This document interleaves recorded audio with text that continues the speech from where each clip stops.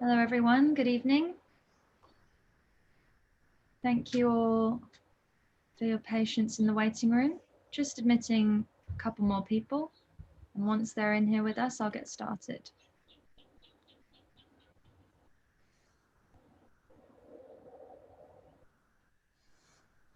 Lovely. Thank you all so much for joining us this evening. I would like to begin by acknowledging the traditional owners of the land on which I am currently seated, the Yagara and Turrbal people. I pay my respects to elders past and present and acknowledge that this always was and always will be Aboriginal land.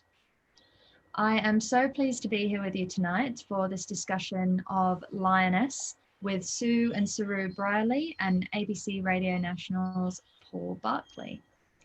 Before I hand you over to our speakers this evening, I would just like to quickly reiterate some information that was included in the email you were sent with your link to join tonight's event. So you have all automatically been placed on mute and you'll remain so throughout the evening. But Sue and Saroo are keen to answer your questions towards the end of the evening if we have time. In which case, if you would like to ask a question, please send it through to me using the chat box. If you can't see it, then it should be towards the lower left of your screen. And if you still can't find it, then don't worry. I'm going to be posting the link that you can use to purchase your copies of Lioness if you haven't already got them. And when I do, the chat box will pop up so you can type your questions in there and they will come straight through to me. And so, without further ado, I would like to now introduce Paul Barclay. Paul is a Walkley Award-winning journalist and broadcaster with an appetite for ideas and in-depth analysis and discussion. He has produced countless stories over more than 20 years for an array of programs on virtually all ABC radio networks. So Paul, please take it from here. Thanks, Emma Kate. It's great to be here. Thanks to all of you for joining us for this virtual Avid Reader discussion. This conversation is being recorded for my radio program, Big Ideas, on Radio National and on podcast. So look out for that in the coming weeks. There are surely few people who don't know the story of Saroo Brierley, as told in his book, A Long Way Home, and the film based on it, Lion. Saroo was born in India when he was 5. He got lost at a railway station waiting for his brother after getting on the wrong train. Saroo was unable to find his way home, and after living on the streets of Calcutta, is placed in an orphanage and then is later adopted by Sue Brierley and her husband, John. They raised him for 25 years in Hobart, and for many years, Saroo tried to find his Indian family, miraculously doing so with the aid of Google Earth. The scene in the film when he is reunited with his mother is one of those unforgettable cinema moments, as I'm sure it was in real life. His mother, his birth mother, Fatima, had spent a lifetime waiting for his return. But, you know, there's another story too, a story that until now had not been told, and this is the story of Sue, Saroo's adoptive mother. Sue has told her very personal and revealing story in a book called Lioness, and in its own way, it's an equally incredible story. Both Sue and Saroo join us tonight. Welcome to you both. Good evening. Thanks for having us. Thank you. Sue, I suppose it's been Saroo who's been mostly in the spotlight over all these years with his book and the movie. You've been living a quiet life, but you've stepped out of the shadow now with your own book. Why did you decide it was time to tell your story? Well, the reason that I wrote Lioness was solely because Saroo asked me to do it. He felt that he'd had a lot of requests. You know, what is the real story? There was so much of a grey area before he came along, especially once people began to realise how long we'd waited to adopt him. And so an offer came through from Penguin, you know, we'd be interested in this if you'd consider it. I worked over the next few days sort of figuring out what I could do and came to the table with a 19-point plan, which was accepted. Yes. I mean, it's a book that tells of a difficult childhood, and we'll talk about that in a moment. Was it a difficult book to write? Was it difficult for you going back, remembering your childhood, and revisiting the trauma of it? Extremely difficult. At first, I thought, yes, this will be a cathartic thing. That was a word that got pushed around a little bit, and Saroo thought would be helpful to me. But in actual fact, if you sort of investigate stress and trauma, some things are best left undisturbed. And so for me, the process was one that I fully committed to and spent a lot of time writing each chapter, each sentence. And it was all bringing up a lot of this very hurtful and harmful stuff. So that in the end, I think at stages I had post-traumatic stress because it affected me health-wise. I was aware of that. But once I'd started, I had to continue on. So that's what I did. Yes. Saroo, you, as Sue said, very much encouraged her to write her story. Why did you feel it would be useful or important for Sue to tell her own story? Well, I've been doing a lot of keynote speaking around the world, corporate keynote speaking, and one of the things that I do is that when I finish my keynote speech, I mingle with the crowd, afterwards for a drink and so on, and always they have a lot of questions. And one of the big questions was, we'd like to know more about your mother, the other side, because we've seen as a motion picture and also, as a book, all about your life. But the whole circle hasn't been completed because they feel that there's another side to the story. Because, I mean, a lot of people have seen the movie, a lot of people, and it's just one-sided. But I get a lot of question and requests to ask, what did your mother go through? What was she like? What about the things that she did? So many questions. And there aren't only sort of men in these conferences. There are women there as well. And for a woman to sort of ask these questions and multiple times in different countries, I just think, hey, there's something missing. And so let's create that full circle with Mum writing her odyssey, her memoir.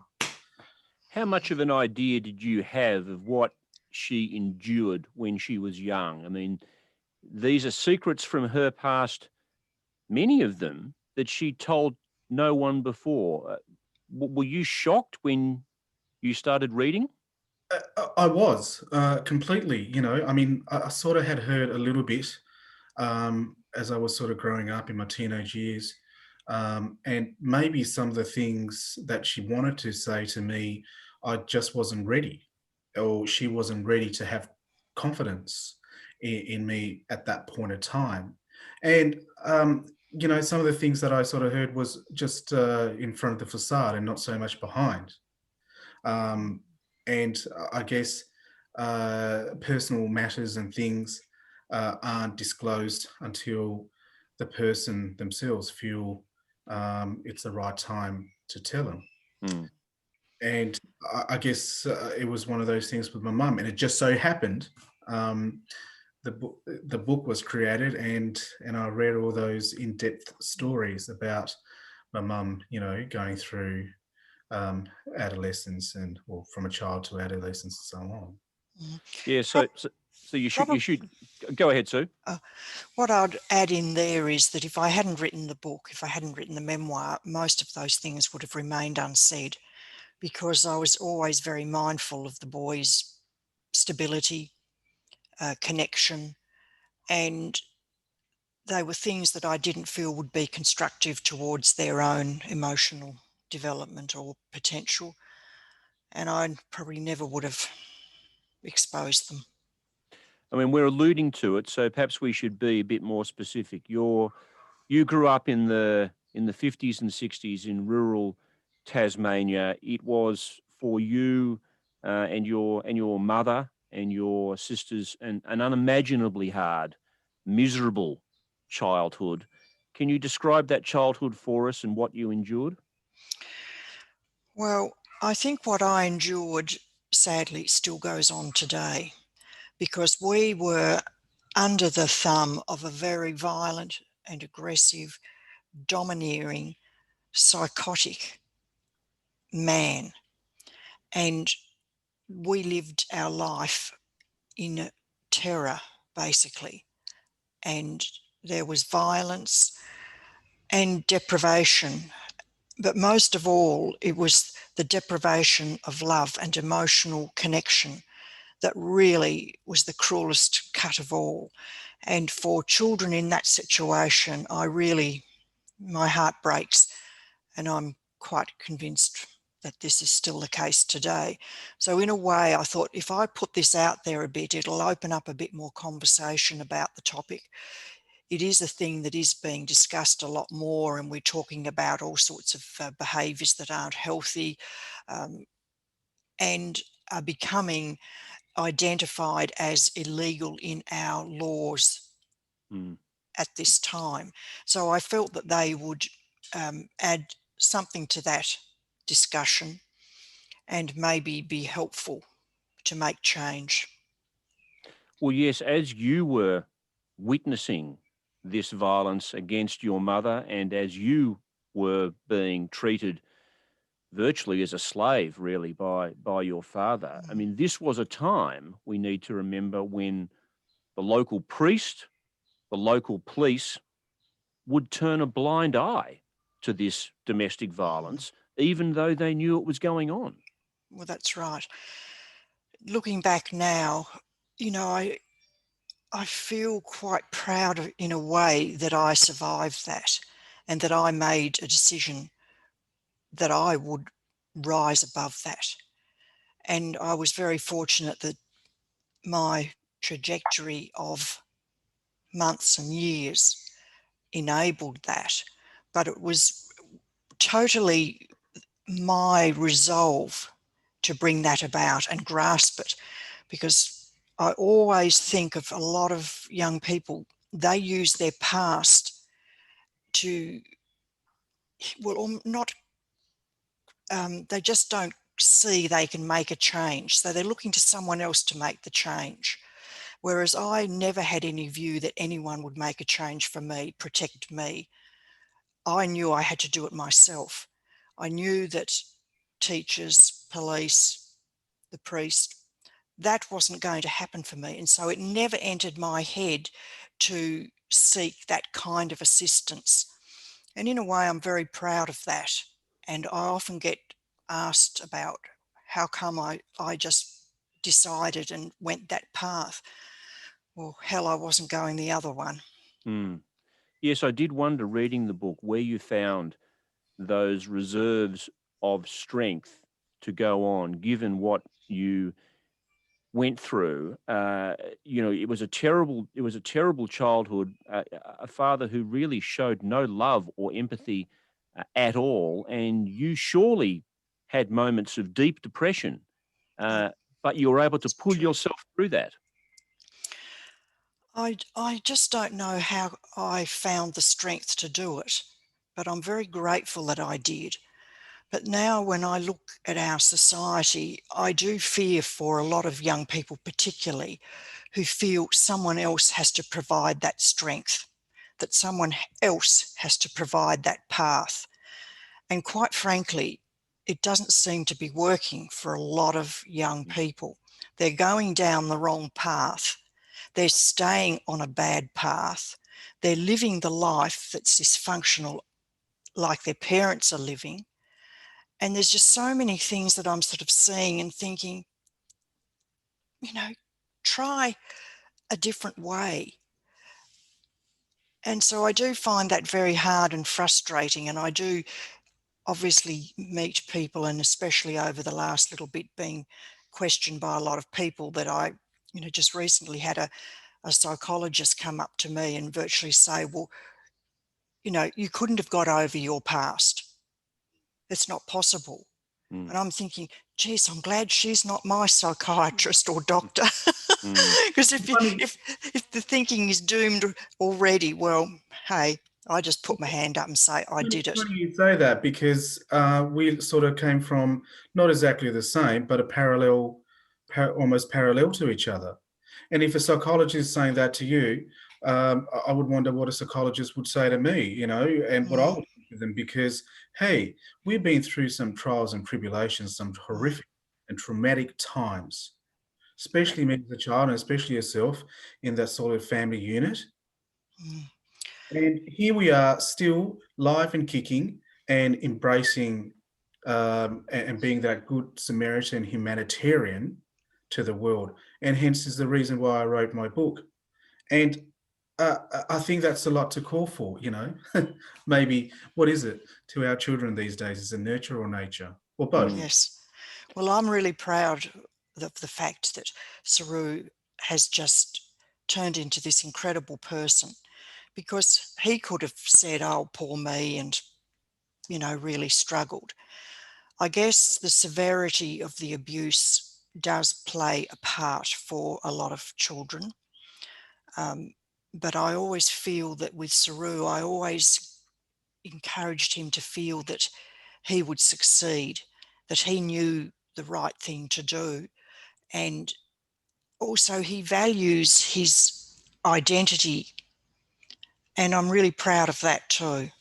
Well, you were able to rise above the fact that you never really had a decent role model of a father to teach you about parenting, but you went on, under trying circumstances, adopting two boys from India, at least in unconventional circumstances, I suppose, to successfully bring up these kids with all of the challenges thrown in front of you.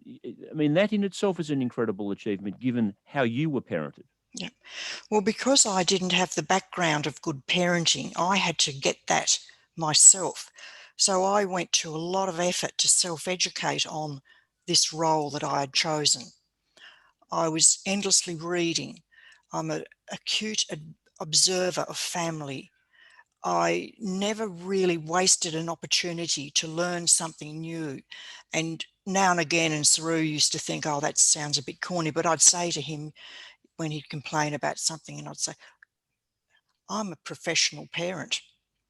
I had looked into things very closely. I feel that was my responsibility. I know that I didn't have it inbuilt with me. And also I had my husband with me, John, who did actually have good parenting. Yeah. And so that was a great support. But I was determined to fill in my gaps to be a worthwhile parent. Yeah. It was during, I suppose you'd call it a breakdown, as a result of your traumatic childhood, that in the midst of this moment when you're weakened by almost a form of malnutrition, in a sense, you're depressed, you have a breakdown, if I can call it that, but you also have a vision, a kind of apparition. Can you explain that for us? Well, to this day, I can't explain where that came from. I know that it was at my lowest point, mentally and physically. I was very frail. And I don't know, I don't like to use the word insane, but I really wasn't right. There was something seriously not healthy about the place I was in at that time. So I had this bizarre vision come to me. But instead of screaming and hiding under the bed and dissolving into tears and fear, it felt so good. It felt so precious. And I was grateful for this little glimmer of hope in my life. So again, I had the choice. Will I make something good of that? Or will I just say, okay, I'm totally out of it now. I've lost all sanity and collapse in a pile.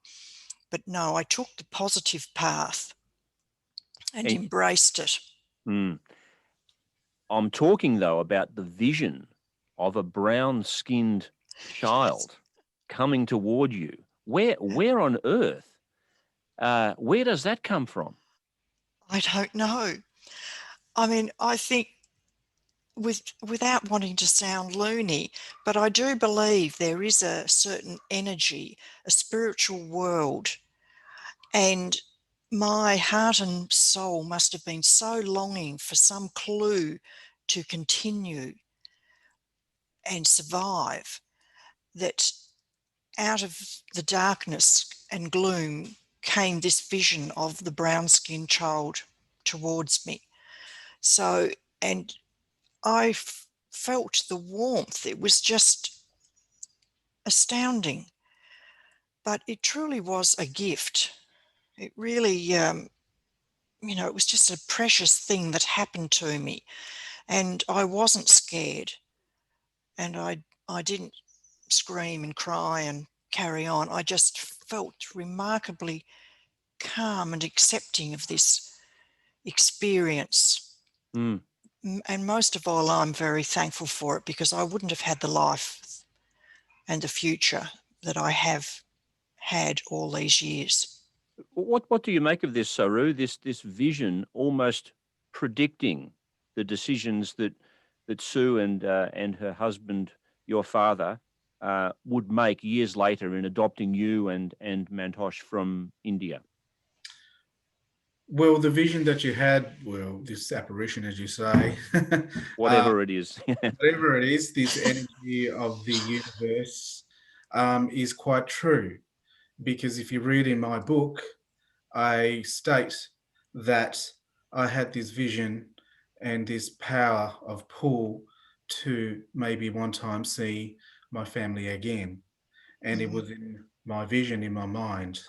And I tried so hard to fulfill it. By determination, I fulfilled it. So when I talk about parallels, there are so much parallels in this story between my mother and I. And I hope that sort of answers your question, but it virtually was the same. Yeah, it is amazing, the mirroring of the stories. I totally agree.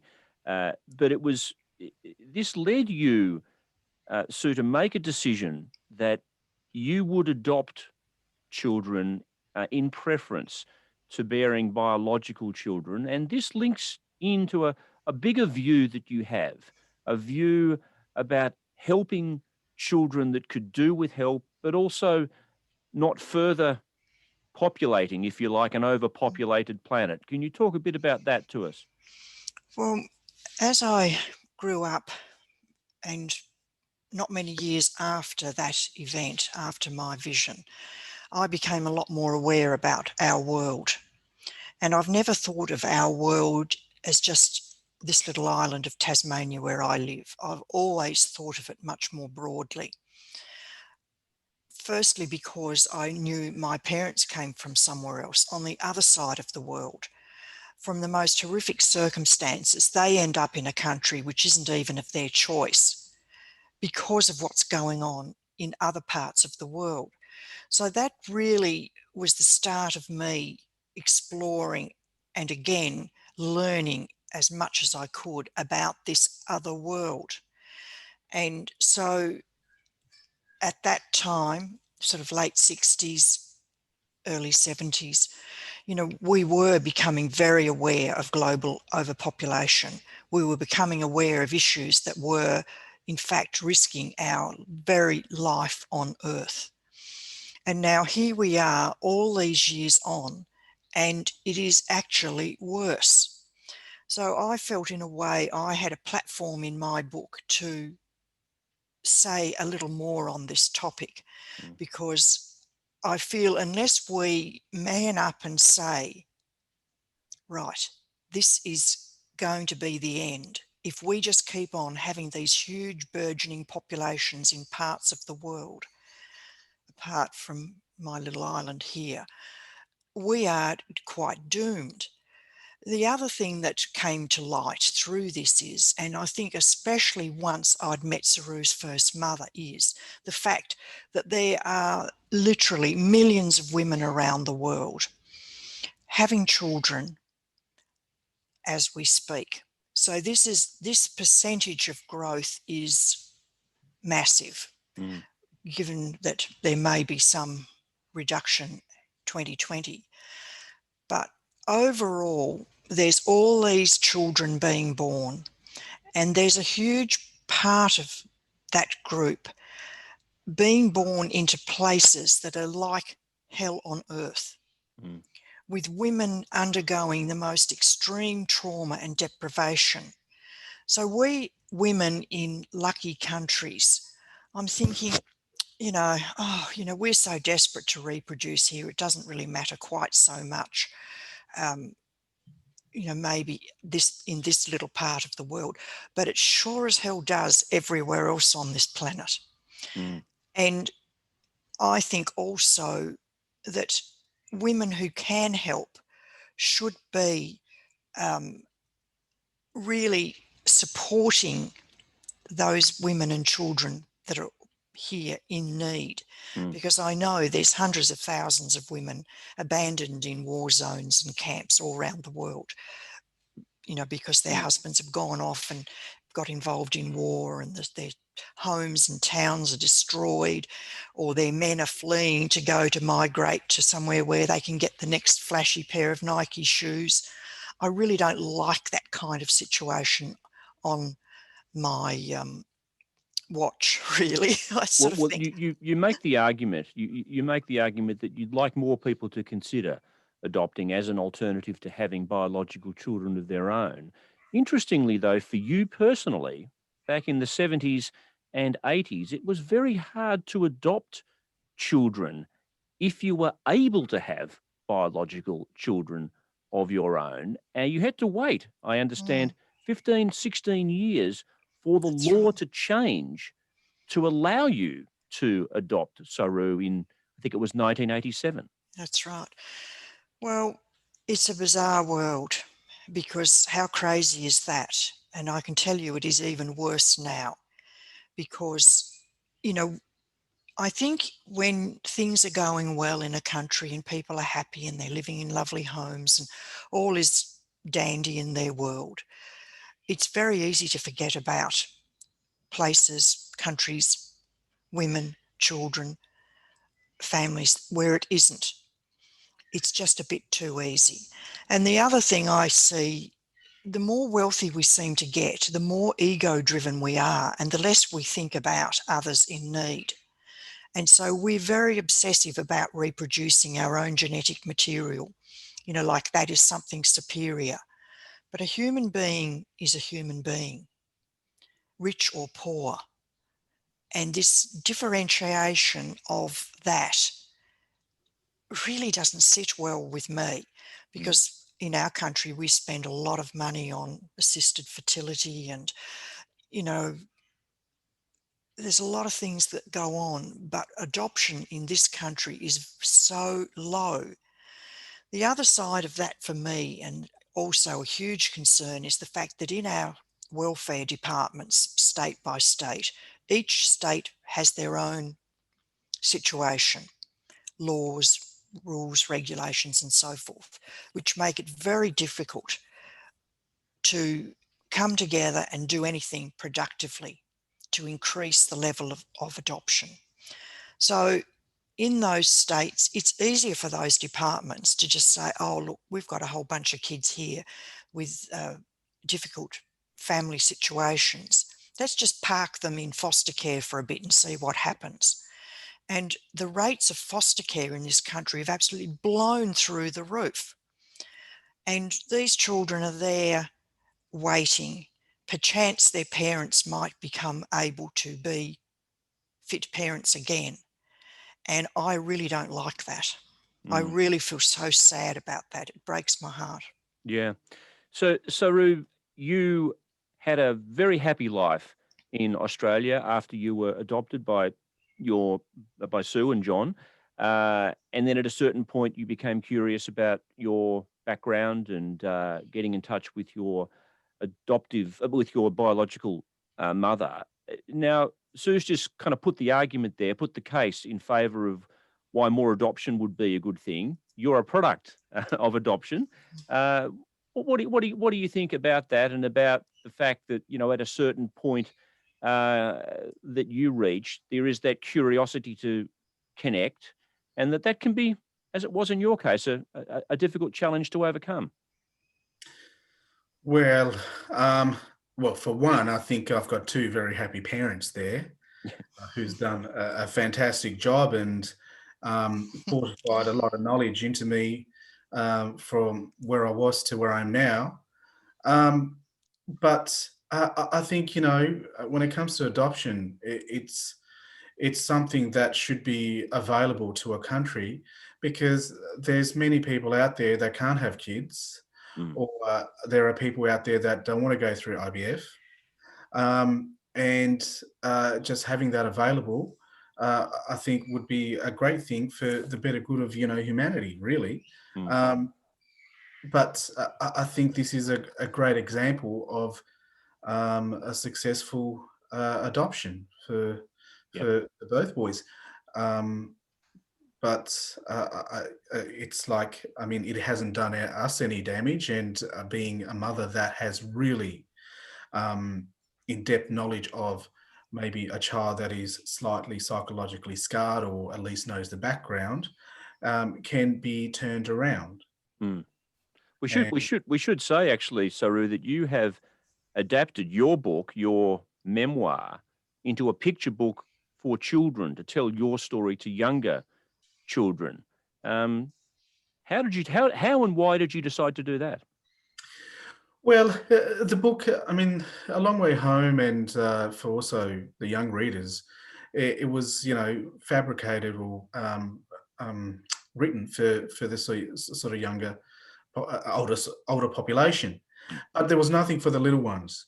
And I thought, because this story resonates in so many people in so many, different ways, evoking all sorts of attributes, young to old, that, hey, I've missed out on a certain demographic. And I don't want anyone to be left alone about this story. And I don't mind saying amazing story, if I don't mind saying so.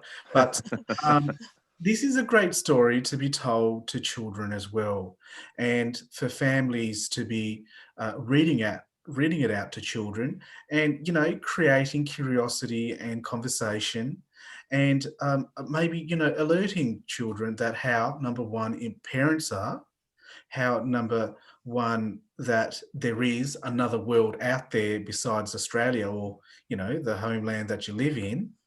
There are children that are different in race and ethnic backgrounds as well. And I think, and also, to show that children that they are strong as well. Because I could be played as a role model to a child out there, that look at what Saroo has gone through and what he has achieved from a little child. I can do that too. And these are some of the things that children may get out of it, as well as others people as well, that to them that is nothing impossible. And I guess the way that the parent reads it out to the child and gets in the depth conversation is that's as far as it goes. So it's like there's so much, and there's so much to talk about, and there's so much related to children as well in this, and not just adults. So just one more question before I come back to Sue's story. Few things are as emotionally charged as an adopted child reconnecting with their birth parent, and it makes for incredible filmic drama, and it makes for an incredible personal experience, I have no doubt. What happens after the reunion is often rather more complicated than that moment. Can you tell us, and feel free to, tell us as much or as little as you like, what happened after you met your birth mother, and how things have panned out since then? Well, it's been great because I didn't realise that I had a massive extended family, and I talk to my mum all the time. I've bought her a house, which is something that we were never able to do back when we were children. I've got niece and nephews. I also help the integral part of this story too, which is the ISA Foundation, the Indian Society of Sponsorship and Adoption.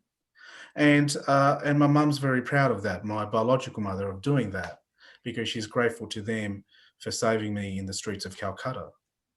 But there's been 25 years of separation, with myself and my biological mother, and there's so much to talk about of the past, and so we continue on to talk about things. My mum talks a lot, and she does all the talking, and I'm listening.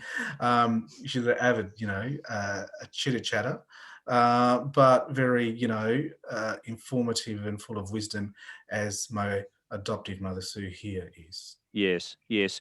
Just for people who haven't seen the film or read the book, Sue, you, of course, have met Fatima as well, who lost Saroo, and we should say Saroo, your brother, who died tragically on that night when he was hit by a train, when you were stranded in that train station. A terrible, terrible tragedy and situation there. You've met Fatima. What was that like? And was there a sense that you felt you had to make some peace with her, or can you just tell us about that? So for me, obviously, I had never for a moment forgotten the fact that Saroo had another mother.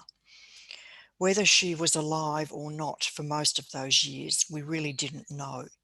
But I just had a gut belief that yes, she was there, and I would try again through the heavens to convey my messages of encouragement and love and gratitude to her, which sounds a bit corny. I'm such a privileged woman in a wealthy country, and I have this darling little boy, but I never forgot her, and I was always grateful. So that when Saroo succeeded in actually finding her after his 5-year quest on Google Maps, this to me was a wonderful situation. Firstly, because I truly believed that he would find her again. I just, in my heart and soul, knew he would succeed. But of course, we had to wait for him to make that journey, which he chose to do on his own. And we had to respect that wish. And of course, when he announced, after being in India and finding his way back, of course, that his mother was there, well, that was just such a wonderful moment. But then further down the track, of course, came the opportunity to participate in the 60 Minutes documentary. That organisation really took this story to heart, and the people working on that project were very committed to this story and approached Saroo and us, would we consider doing this? Would I consider travelling to meet Fatima, and could they record this event? And I agreed to that. I should clarify that, the interesting thing here is that, of course, when you adopted Saroo from the orphanage in India, you thought Saroo was an abandoned child, and you were to then find out that he was a lost child. So the story changed, which of course must have made the meeting with Fatima all the more powerful. It was unbelievable because, we can assume abandoned, relinquished, whatever you like to say. But to know that this was just a tragic accident, and know that this woman was still alive and had stayed in that area longing for her little boy to come home. She would have been aware of his years passing, trusting he was still alive, keeping in mind that she had seen a picture of her eldest son deceased. I can't imagine what it would have been like for her. No. But when we finally got there, I have to say the team was very sensitive about this. And because Saroo and I were in a heightened state of awareness and emotion, that really it sort of seemed like everything else disappeared around us. And it was just Saroo and I, hand in hand, walking along the narrow lane and seeing Fatima there. And I thought, well, that's how Saroo would have first seen her, Yeah. along the lane.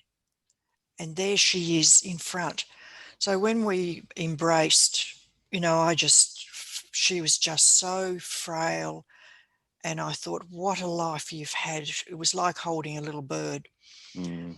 But the twist was that, in fact, she was the strong one. Mm.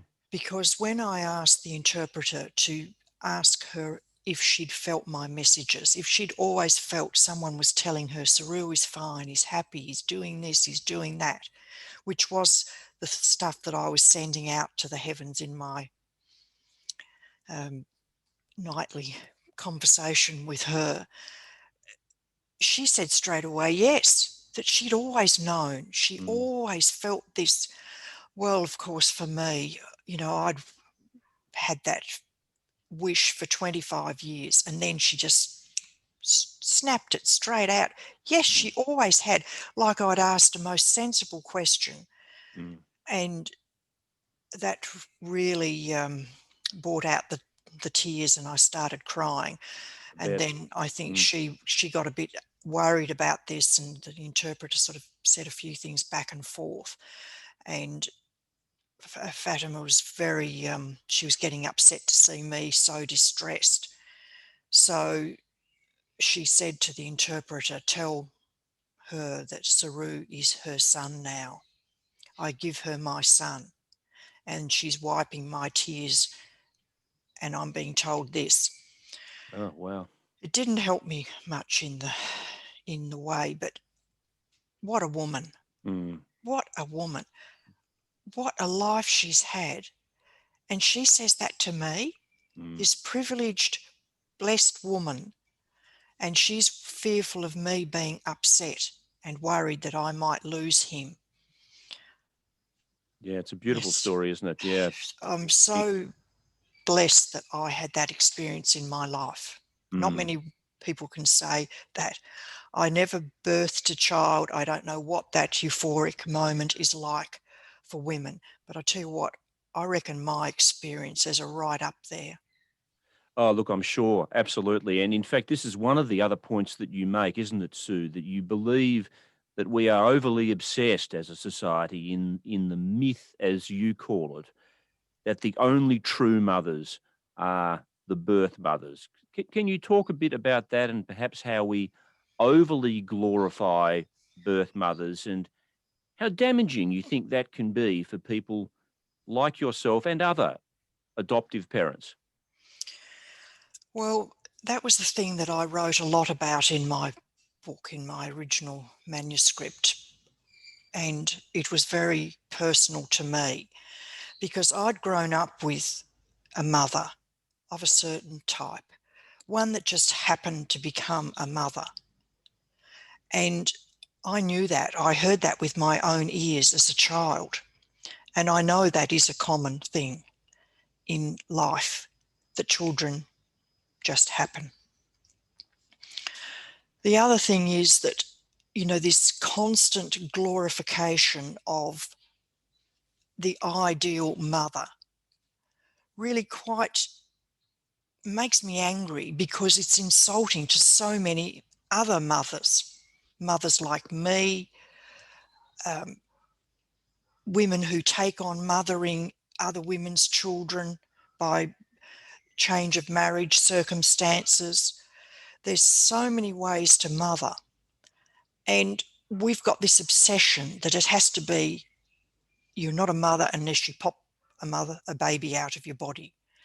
And I really don't like that. I know it's a wonderful thing, and it is time immemorial, the method of life. But I fear that in some ways it is a very ego-driven life choice.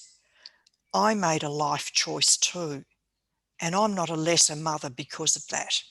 Were you ever made to feel by certain people that you were a second-class mother?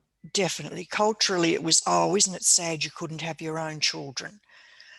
Oh, you know, you obviously 16 years, you're not going to have kids now, you're giving up, you know. There's this assumption which is so disrespectful and offensive. And then also our society's relationship with adoption is quite negative. It's a second best option. But my kids aren't second best. And I really don't like that either. Mm. And the other side of that is that I always worried that my boys would feel they were second best, because our society just assumes that it's because of a lack of fertility that people don't have their own children, where they were chosen through and through.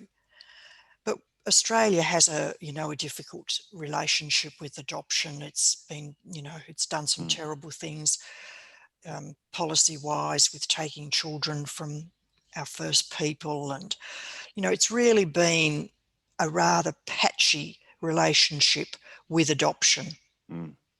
Yeah. But also, on the other hand, I think there's a lot of kids out there in terrible family situations that really deserve a chance in a good family. And of course, legally, adoption is the only way to do that. Saroo, there's a beautiful description in the book of when Sue and John bring you home to Australia, to their home for the first night. It's lovely description. And I was reading it wondering, how much of that do you remember? Oh, I remember it very well. I was amazed by the car, and I guess the transition from the hustle and bustle of and the havocs of India, Calcutta, to this aesthetic, pristine view of Hobart, Tasmania. And I was certainly aware of what's going on, and being in a house in a bedroom full of toys in my own bed, which was amazing. But I was still a bit sort of wary of what are these people going to do to me, and I guessed they needed to create, and vice versa, trust from the things that I had gone through in Calcutta. To this, it's just like I felt like wasn't exactly threatening, but is it the situation of here's a cookie or here's a drink, come to my house, I've got a bed or something for you to sleep in. You know what I mean? It's like I've seen that before, and I'm very sensitive for that not to happen again. Yes. I mean, you would then, what's your memory like of being lost and waiting on in the railway station? Well, it's not something that I want any kids, any little 5-year-old to go through, certainly. And I don't think anyone in the world would want that. And it's definitely, very scary, being in sort of a gargantuan train station and a labyrinth of a city of Calcutta that you've never seen before. Because I lived in a sort of a small town, a tiny town that you could sort of pretty much walk from one end to the other in 30 minutes, as opposed to, over 14 million people in Calcutta, including the outer skirts. And each little nook and cranny feels like that, I'm going around in circles, never to see the sun again because I'm so short. Well, not just that, of course, then ending up on the streets of Calcutta, stranded, alone, and then ending up in an orphanage, not knowing, obviously, what your future would be. Do you I mean, that's a traumatizing event.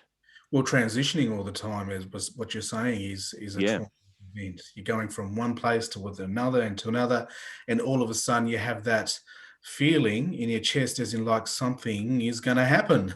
Yeah. um, and I'm just curious about, I mean, we've heard Sue's story of overcoming terrible trauma herself. It sounds like you too were able to overcome what was an incredibly traumatic experience. well, that's right. That's what I was talking about Yeah. before in regards to the psychologist or psychiatrist. My mum stated it that, hey, we have the ability to push something that has been there to the side and and stand up and embrace what we have been given. Because for me, certainly coming to Australia and being with a loving family that gave unconditional love, and I saw that is something what a child needs in regards to um, sort of bandaging the psychological scars and the horrific events that happened in Calcutta. Yeah. And we all can do it, but it's like mum has a choice, and she made a definitive decision of wanting a child, or never to be wanting to be a parent like her parents were, especially taking on characteristics of a father. And I made a choice that I will embrace being in Australia to be with this family because that's who I wanted. And I made that choice in Calcutta to be and want to be with my new adoptive family, to making a choice again and not turning back, to try and give that valiant attempt to try and find my family through the use of Google Earth. So choices are a big thing and integral to our life. We can't live our life being sort of haphazard about things. I may do this, I may not do that. I may sort of dabble in this and dabble in that, because you never get anywhere and you will never see what the outcome would be if you pursued right through. Yeah, look, they're really the strong threads, actually, of both of your individual stories. I mean, Sue, as wonderful as parenting can be and is, I have 3 kids of my own. It can be bloody hard as well, and I can imagine parenting children that come into your life when they are 6 years old and 9 years old, respectively, as Mantosh was, your other adopted child, when he came into your life, and from another country and another culture. Wonderful, as I say, but posing unique challenges. Can you talk a bit about that? Because I know from reading your book, you had quite a challenging time with your second adopted son, Mantosh, didn't you? Definitely. The catch was there that we were the victims, and that's a word I don't use very often, but of the legal system at that time, because we had chosen to adopt again. Saroo was a fabulous little boy, and we thought, yep, and he was intimating, yes, he'd like a sibling. We talked about this. His English had developed, and we could discuss this. And so we thought this would be a good idea. So we began the process again, got through the system here, got a file to ISA, and as it happened, another darling little boy came into their care, and that was our second son, Mantosh. The catch was that as the process wore on, we got to the court in India, and everything just went pear-shaped. The judge wouldn't accept the grandmother's relinquishment, even though the mother hadn't been seen for years. The downside of that was that that meant he had to be taken from the care of ISA and the good care that he was receiving there, and he had to go to a government institution where the most horrific things happened to him. And I mean the most horrific. So as the months and then years wore on, we knew he was there suffering, because the workers from ISA would still go and see how he was faring. And I don't think he would have lasted another 6 months if he hadn't been rescued. But we undertook to beg the judge to reconsider his decision, because there was no relinquishment happening from the disappeared mother. Anyway, so he got through the court, he was declared free, and we adopted him. But the most terrible abuse had rendered him very ill and psychologically scarred. And that was what we had to deal with. So that really changed the synergy of our family markedly. And I think, in a way, looking back now, I was quite brave to write about that. Yep. But when I'd agreed to write my story, it was to be authentic. I think that that part of my life and our family story is of value to other families who, in fact, do go through the exact same thing here in Australia, that there are children that will always struggle and be difficult, fall into bad behaviours and habits. And in the end, that was just the tragedy of our second son. Well, it was brave to write about for a number of reasons, I think. One of which because, it really undermined your confidence as a mother after having had such a wonderful experience, mostly with Saroo.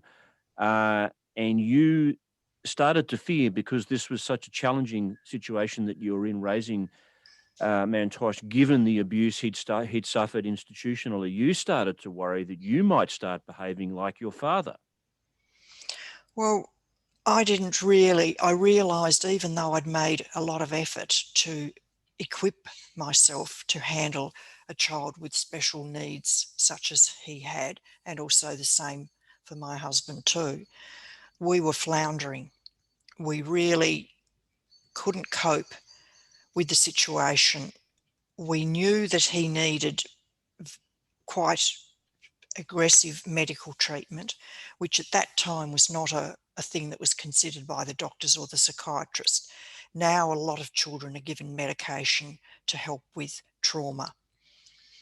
And for him, though, that wasn't possible. And I feel that in a way our society, our medical intervention or lack thereof, also caused a lot of harm right here in Australia, just as it had done back in India in the institution there. So I still feel very sad about that time. And now, just lately, of course, with Mantosh reading my book, he was quite shocked as to the effect and what I'd been going through. And he cried a lot. He and his partner were reading the book together in the evenings, and he was quite overcome and told me, how sorry he was that he'd caused such pain and difficulty, but at the end of the day, I knew he couldn't change that. He was unwell. The catch was that I didn't. I just wore down, and then in the end didn't have the physical strength to cope. So we needed to have a circuit breaker, which is what we arranged.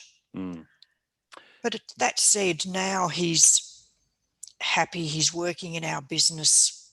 He's got a lovely partner of 3 years.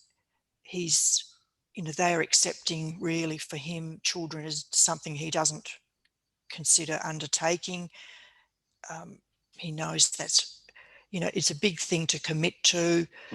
And I think he's a very sensible and wise man. Great to hear. I mean, there's such epic stories, both yours and Saroo's story, with, as I say, this connecting thread. And there's so many questions that I could still ask, but we are short on time. There's one question I've decided I'm not going to ask you, because I know you've been asked it so many times you're sick of talking about it.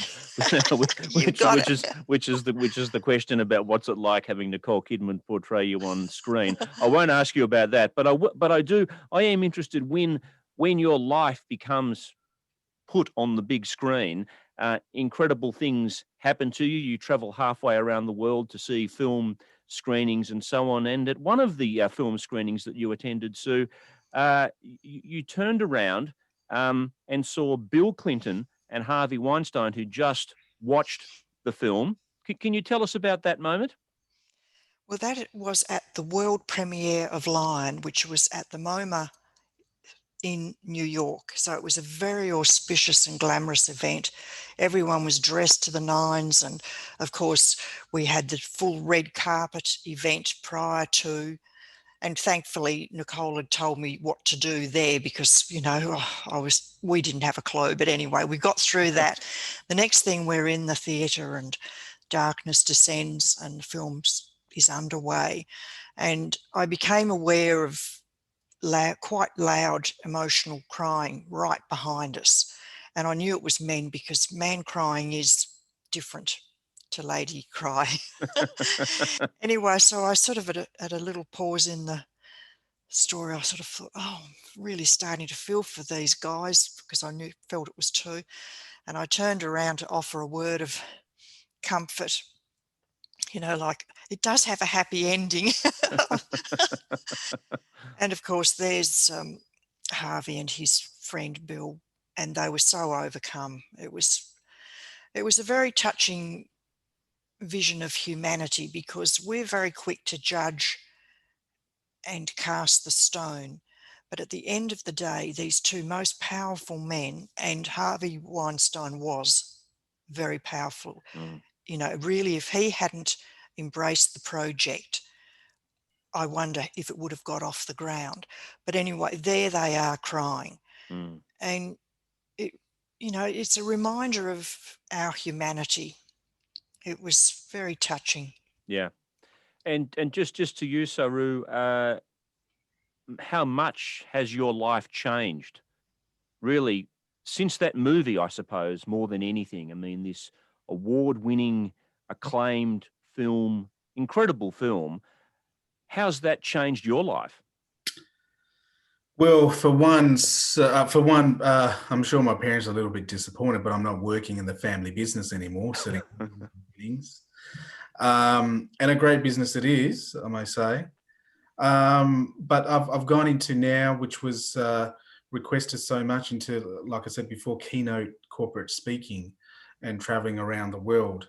And it's amazing to think that, there's such a demand in motivational, inspirational speakers out there. And for one, my story has been chosen for many that they're out there to inspire and give hope and to motivate, those people in the workplace, whether it's for work or it's for the benefit of, the people that work in the company that want to talk about certain things in order to, get it off their chest or weight off their shoulders. And I think more importantly that, being adopted and not having known one of your parents or maybe sister or brother or something like that can be openly talked about as opposed to closed. And for people that want to talk about it, find closure and hopefully go on the same journey as me, of finding, maybe one of their biological parents or whoever may be. And I think that's been one of the big things is to motivate people, inspire people. And also, whenever I've spoken at conferences from 500 to 35,000, 13,000 people, there's always someone in the audience that has a similar story to mine.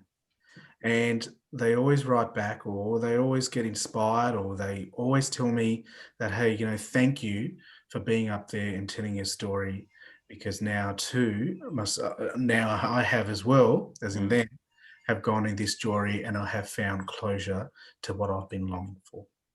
Yeah. Well, look, it's been an absolute pleasure to talk to both of you. Absolutely incredible journeys that you've both been on and emerged at the end or midway through whatever the journey is that you are on, so successfully. Fantastic to talk to both of you. All the best with the new book, Sue. This is it here, Lioness. Great to talk to you. This will be on Big Ideas in the weeks to come. Details on the website. What I'm going to do now, as I usually do, is hand back to Emma Kate at Avid Reader to wrap up the proceedings. Thanks again, Sue and Saroo, and over to you, Emma Kate. Thanks, Paul. It was great. Thank you, Paul, and thank you, Sue and Saroo. It has been a phenomenal discussion. We've had lots of comments coming through from people who've been touched by your stories and who are excited, who have been really excited to join us tonight. So yeah, thank you. Thank you all for attending. I've posted the link to purchase your copies of Lioness in the chat box as promised. So if you haven't got them already, highly recommend getting in now. And yes, thank you all so much for joining. It's been an absolute pleasure. Have a lovely rest of the evening, everybody. Thank you. Bye-bye. Good night. Good night.